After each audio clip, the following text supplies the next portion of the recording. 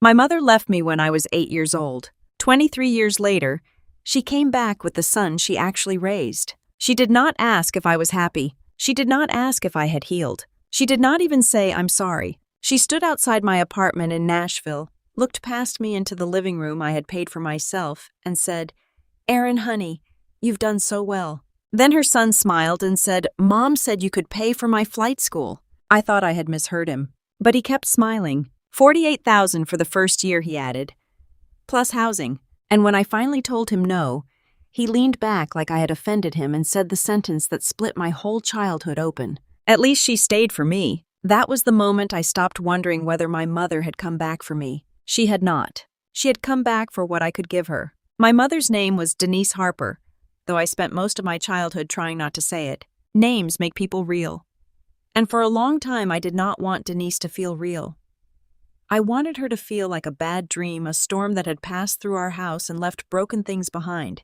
I grew up in a small Kentucky town called Briar Glen, the kind of place where everybody knew who drove which truck, whose kid made honor roll, who missed church, and who was behind on rent before the mailman finished his route. My father, Martin Hale, owned a little shoe repair shop on Maple Street. Hale's Shoe Repair sat between a pharmacy and a barber shop with a faded blue awning, one cracked front window, and a brass bell over the door that jingled every time someone walked in. The shop smelled like leather, glue, old coffee, and work. Real work. Dad fixed boots split at the sole purses with broken straps, belts stretched too thin, baseball gloves softened by years of Little League and church shoes people only wore for weddings and funerals. He could fix almost anything people brought him, but he could not fix what happened the morning Denise left. I was 8. I remember the hallway carpet scratching my legs.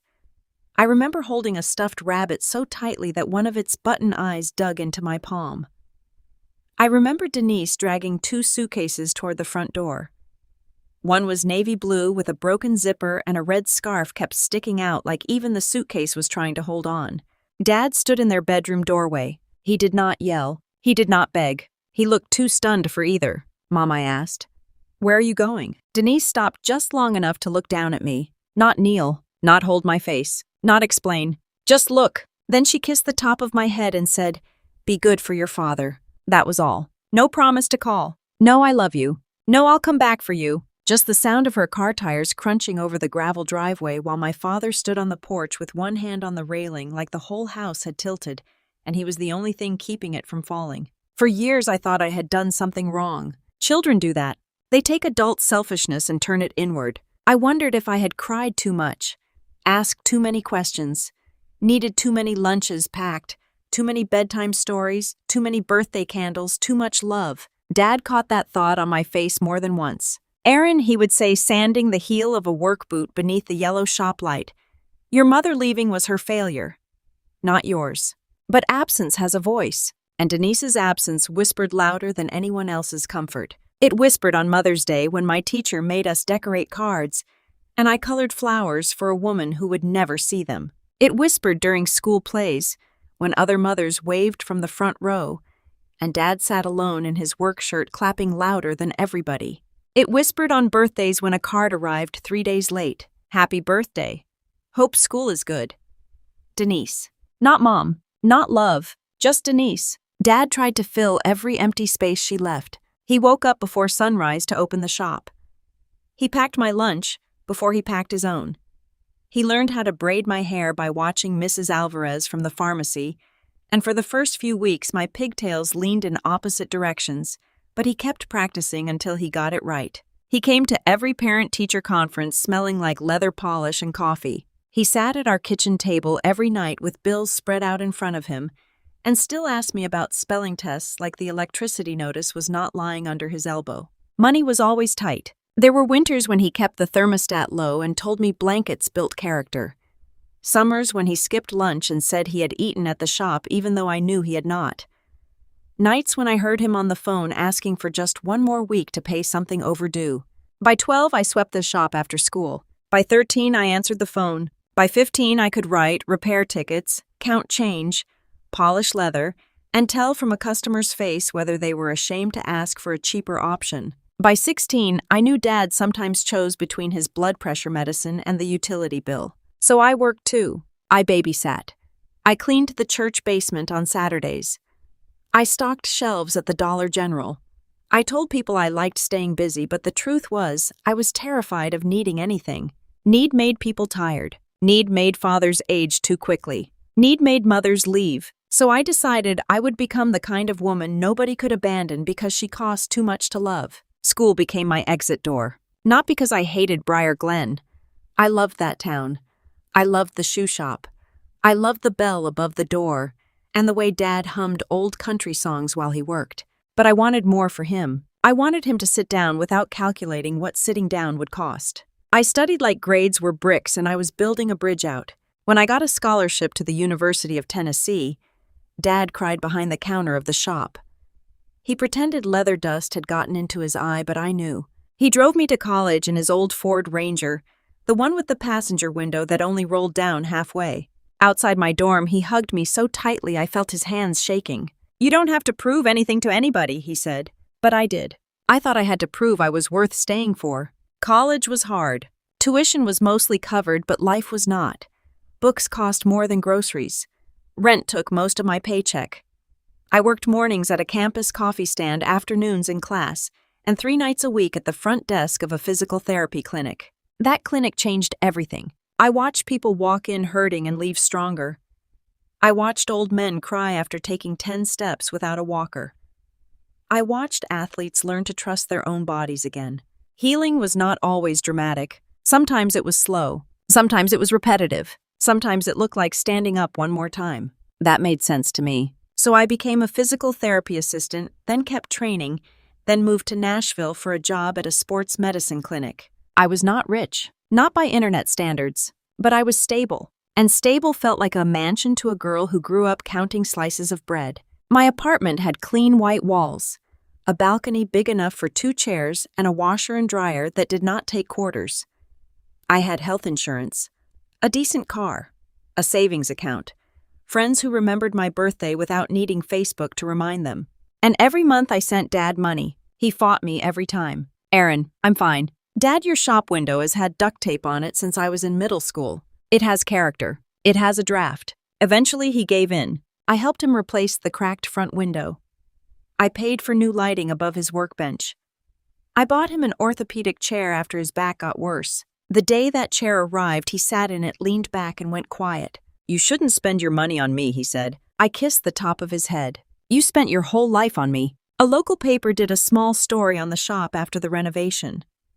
Nothing big, just a feel-good piece about a family business surviving hard years. They took a photo of Dad standing under the new awning and me beside him in my scrubs. The clinic shared it on their Facebook page. One of my coworkers commented, "Erin is one of our lead rehab specialists now. So proud of her." That was all it took. Small towns talk. Old photos travel. People who ignored your pain can suddenly locate your success with impressive speed. 2 weeks after that article, Denise knocked on my door. It was a Thursday evening in October, raining softly enough to make the streetlights blur. I had just gotten home from work, still wearing navy scrubs, my hair tied up my feet, aching. The knock was sharp, not neighborly, not hesitant. 3 hard taps. When I opened the door, my past stood there wearing fresh lipstick. Denise was older, yes, but still beautiful in that careful way that made strangers trust her. Honey blonde hair, cream coat, perfect nails. A purse I knew cost more than my first car payment. Beside her stood a young man around 19. Tall, styled hair, white sneakers, designer hoodie, bored expression. Denise smiled, like we had met for lunch last week, instead of losing 23 years. "Aaron," she said, "look at you." I could not speak. She gestured to the boy. "This is Mason, your brother." Half-brother, I thought, but I said nothing. Mason looked past me into my apartment. "Nice building," he said. Denise laughed softly like that was charming. "Can we come in?" Every instinct in me said no. But inside me there was still an 8-year-old girl sitting on the hallway carpet waiting for an explanation. So I stepped aside. That was my first mistake. They entered like they were touring a place they expected to own. Denise's eyes moved across everything: the couch, the framed certifications, the plants by the window, the photo of Dad and me outside the repaired shop. Her gaze paused on that photo. Then she looked away. Mason dropped onto my couch without asking and put his sneakers on the edge of my rug. You live alone, he asked. Yes. No kids? Number. He nodded slowly like he was calculating space in a budget. Denise sat at my kitchen island and folded her hands. I know this is sudden, she said, but I have thought about you every day.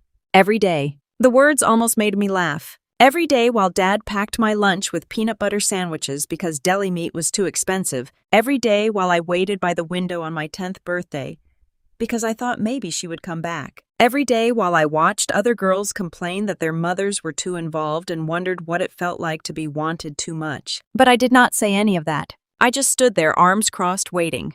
Denise sighed. Your father made it very hard for me to stay close. The apartment seemed to shrink. No, I said quietly. He didn't. Her smile tightened. You were a child. You don't know everything. I know you left. Mason looked up from his phone. Mom said he poisoned you against her. My face went hot. Dad never had to poison me. Her empty chair did that. Silence. For 1 second, Denise looked embarrassed. Then she reached into her purse. I did not come here to fight. She pulled out a glossy brochure and placed it on my kitchen island. Private Aviation Training Program. I stared at it. Mason was accepted, she said, her voice swelling with pride. It is a serious program. He could become a commercial pilot one day. Good for him, I said.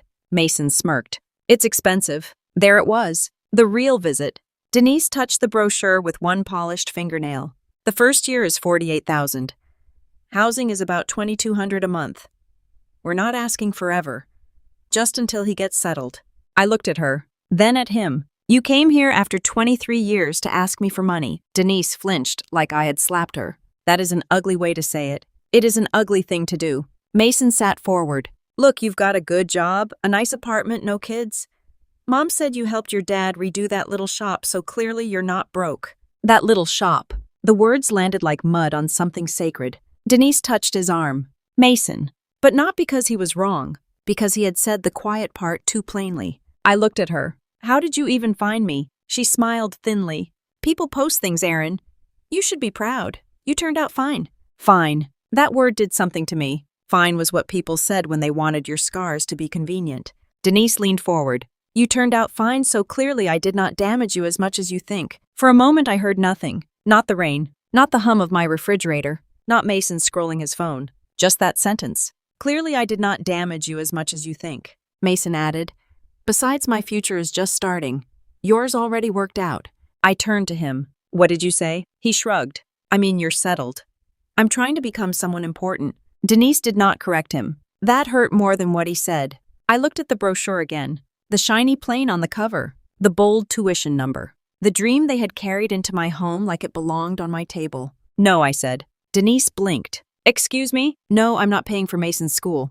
Mason laughed once. Seriously. Denise's face tightened. Aaron, don't let old pain make you selfish. Old pain, I repeated. You mean my childhood? Her eyes hardened.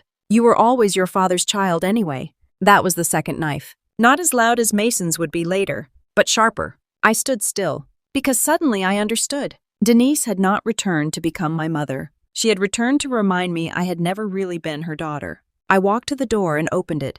You need to leave, Mason scoffed. Denise stood slowly, gathering her purse. You are making a mistake. No, I said. I made the mistake when I let you in. Her face changed then. The softness vanished. For 1 second I saw the real Denise. Not wounded mother, not regretful woman, just anger wrapped in perfume. One day she said, you will understand that money does not make you family. I held the door wider. Neither does blood. They left. I closed the door and leaned my forehead against it. For a few minutes I did not cry. I just breathed. Then my phone buzzed. A text from Denise. I hope you sleep on this.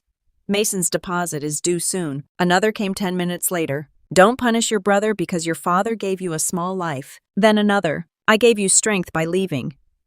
Maybe it's time you use that strength for someone besides yourself. I sat on the floor and stared at that message. I gave you strength by leaving. It was such polished cruelty. So neat. So rehearsed. She had taken my childhood and now wanted credit for the woman who survived it. I did not answer. But that night I opened my banking app. I hate admitting that. I opened it. I looked at my savings. I even typed in the first number. 5,000. Not because Mason deserved it. Not because Denise had earned anything. But because some broken, exhausted part of me still wondered if maybe this was the price of finally being chosen. Maybe if I helped, she would soften. Maybe she would call me daughter and mean it. Maybe she would tell Mason Aaron saved us. Maybe she would look at me the way she looked at him. My finger hovered over the screen. Then I saw the little leather bracelet Dad had made for me years ago lying on the coffee table. It was stamped badly with my initials, the letters slightly crooked. He had given it to me the day I graduated college. On the back he had carved 4 words. You were always enough. I closed the banking app. Then I blocked Mason's number after he sent. Would be wild if my dream died because my sister got stingy. Sister. He used that word like a key. But keys only work on doors that still want to open. The next 2 days were quiet. Too quiet. Then Friday afternoon, my cousin Beth sent me a screenshot. It was Denise's Facebook post. A photo of Denise and Mason standing in front of an aviation school building, both smiling like a mother-son success story. The caption read, "So proud of my son Mason for chasing his dream. Praying certain family members choose love over bitterness and help him take flight. Some people forget where they came from once they get a little success." My hands went cold. Under the post, people had already commented, "Praying for you. Family should help family. So sad when money changes people. Erin should remember who she is." Who she is. I stared at that phrase until my vision blurred. Denise had been back in my life for less than a week, and she was already doing what she did best, leaving wreckage and calling herself the victim. By Saturday morning, the messages started. One aunt I barely knew wrote, "Your mother is trying. Don't shut her out." A cousin from Ohio wrote, "Maybe helping Mason would heal things." Someone from church wrote, "Your dad raised you better than to be cold." That one hurt. Because yes, Dad had raised me better. Better than to twist abandonment into a fundraiser. Better than to shame someone into paying for affection. Better than to confuse access with love. I wanted to post the truth right then. I wanted to write every ugly detail. Every late birthday card. Every empty chair. Every bill Dad paid alone. Every night I watched him fall asleep at the kitchen table. But I did not. Not yet. Because Aunt Linda called first. Her voice was tight. "Erin Denise is coming to Sunday potluck." I closed my eyes. Who invited her? She invited herself. Of course she had. She told people she wants to bring the family back together, Aunt Linda said. And that you two had a misunderstanding about Mason.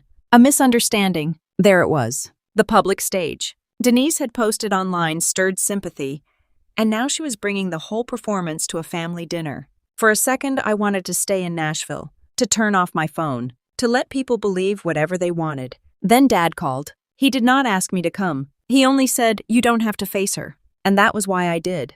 Because Dad had faced everything for me. Rent notices, school forms, empty chairs, small-town whispers, my mother's absence, his own exhaustion. He had never used me as a shield, so I would not let Denise use his silence as a weakness. Sunday afternoon, I drove back to Briar Glen with a sweet potato casserole on the passenger seat and Denise's text messages saved on my phone. Not legal papers, not bank records, not some dramatic folder, just her own words. That was enough. Aunt Linda's house was packed when I arrived. It was the kind of family potluck where food appeared on every flat surface, baked beans on the stove, fried chicken on the counter, deviled eggs, balanced dangerously near the edge of the table, banana pudding in the fridge with a note that said, "Do not touch," which everyone ignored. Kids ran through the yard. Men stood near the grill pretending they were in charge. Women moved through the kitchen with serving spoons and side eyes. For the first 30 minutes, I could feel people watching me.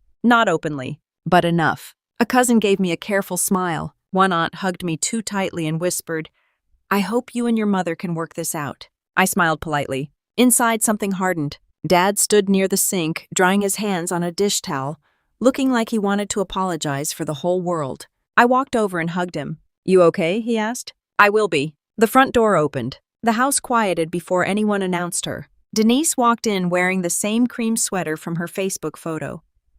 Mason followed behind her with a store-bought pie and the expression of someone entering a room already convinced he deserved sympathy. Denise spread her arms. "I know this is unexpected," she said loudly, even though half the room had clearly expected it.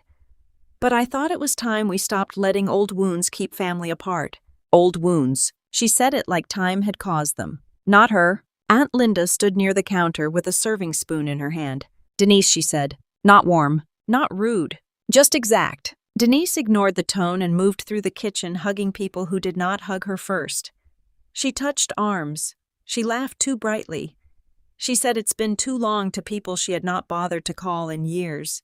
Then she turned to me. Her eyes were already shining. "Aaron," she said softly, but loud enough for the kitchen. "Can we talk outside?" "Number." The room stilled. Denise blinked. "Don't do this here. You came here," Mason muttered. "Here we go." Dad stepped slightly forward, but I touched his arm. "Not yet." Denise lowered her voice, though not enough. "I am trying to repair this family." "No," I said. "You are trying to get this family to pressure me into paying Mason's tuition." A spoon clinked against a bowl. Somebody in the living room muted the football game. Mason laughed. "Are you serious? You make it sound like we showed up with a gun." I looked at him. "You showed up with guilt. In this family that can do more damage." His smile disappeared. Denise pressed a hand to her chest. "I asked for help. That is all. Mason has a chance to build a future."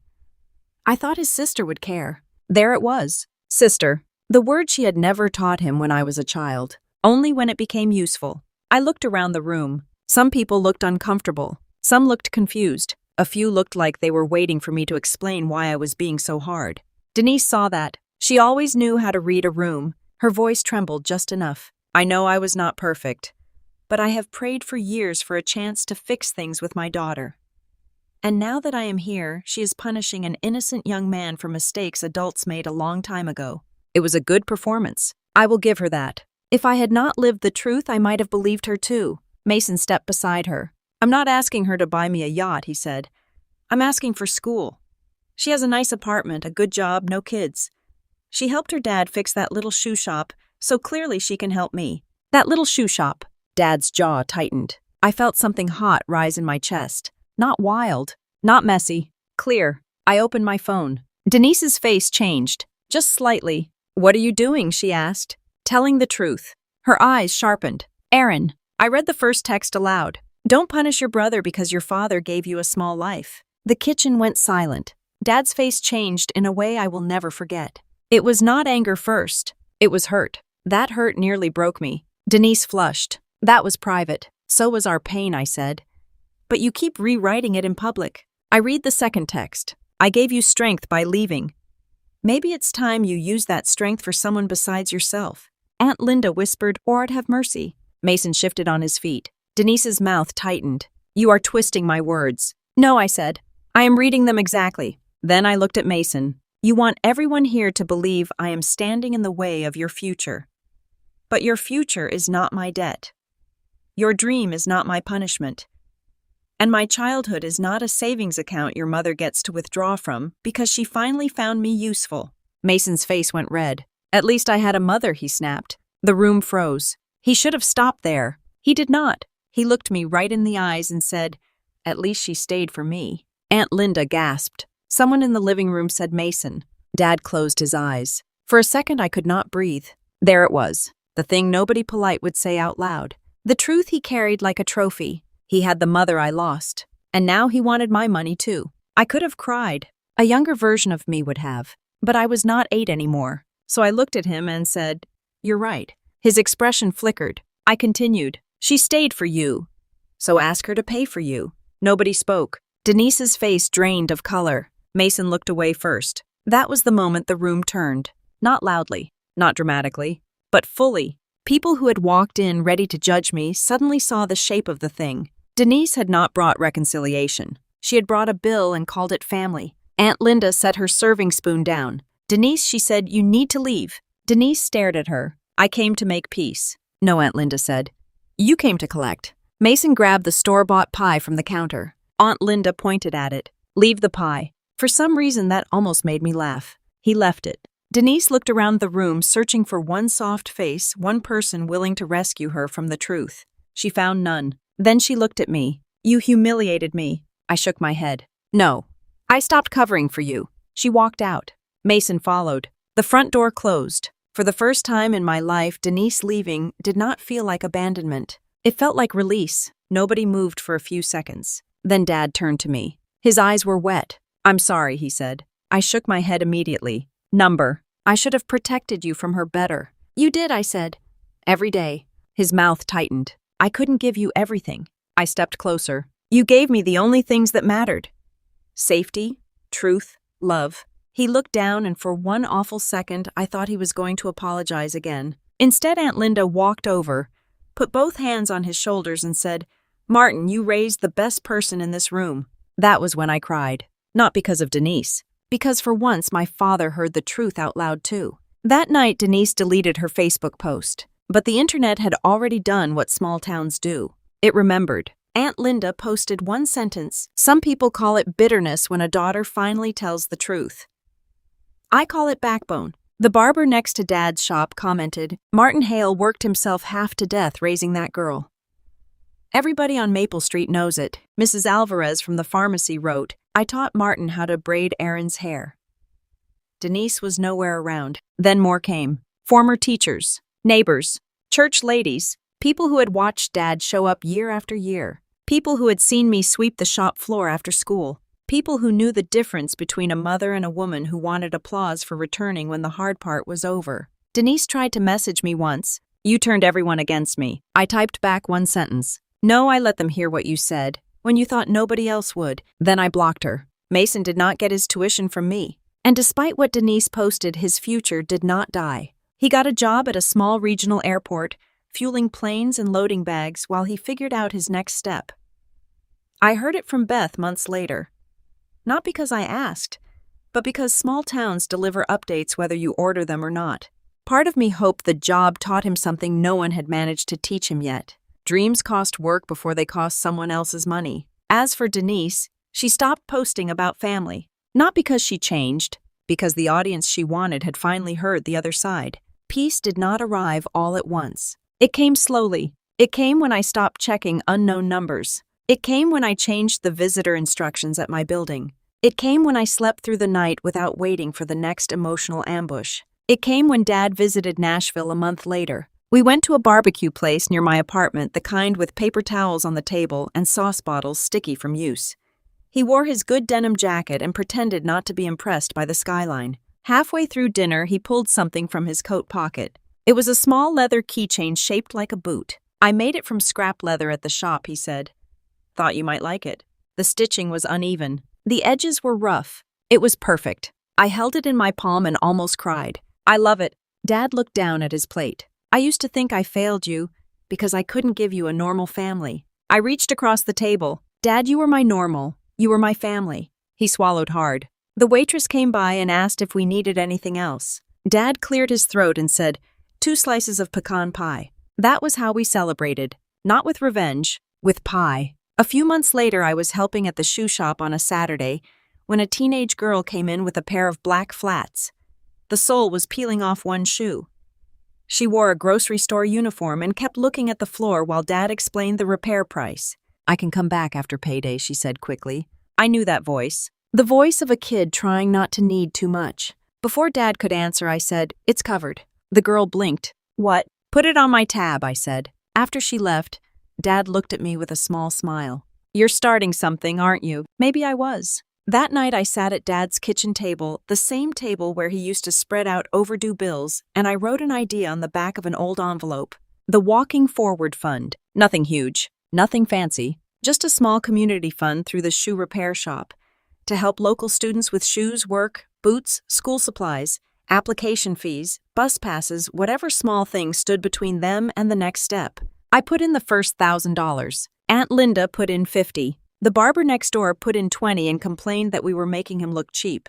Within 3 months, the fund bought steel-toe boots for a boy starting trade school cleats, for a girl joining soccer, and groceries for a senior applying to community college. Every time we helped someone, something in me healed. Not loudly, not perfectly, but honestly. Denise had wanted to turn my survival into her resource. I turned it into shelter. That was the difference between taking and legacy. Taking makes people smaller. Legacy helps people stand taller. Almost a year after Denise knocked on my door, I received one last message from an unknown number. "You think you won, but you're alone." No name, no apology, no surprise. I stared at it for a long moment. Then I looked around my apartment. There was the leather boot keychain hanging by the door, a photo of Dad smiling in front of the shop, a thank you card from the girl with the black flats, a plant from my friend Rachel, a casserole dish Aunt Linda had left at my place and never remembered to take back. Alone. Number. I was surrounded by people who showed up without handing me a bill.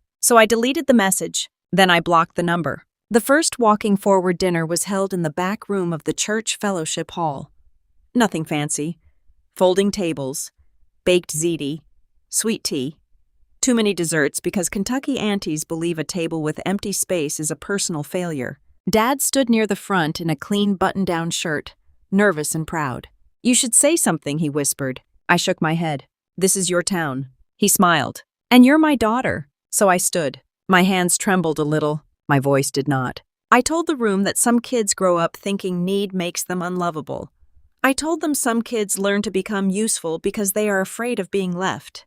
I told them dignity is not something you earn after you become successful enough for people to respect you. Dignity is yours before anybody notices your worth. I did not mention Denise by name. I did not need to. Some people do not deserve the center of your healing. After dinner, a woman I barely knew hugged me and whispered, "My daughter needed to hear that." That was enough. Later, when everyone had gone and Dad and I were stacking chairs, he paused by the doorway. "You know," he said, "when your mother left, I thought that was the end of our family." I looked at him. He smiled softly. But maybe it was just the end of the wrong version. I carried that sentence home. Because family is not always the people who share your blood. Sometimes family is the father who works until his hands crack so you can keep dreaming. Sometimes it is the aunt who tells the truth when everyone else is uncomfortable. Sometimes it is the neighbor who remembers what really happened. Sometimes it is the community that puts $20 in a jar because a stranger's child deserves shoes that do not fall apart. And sometimes family is the person you become when you finally stop begging closed doors to open.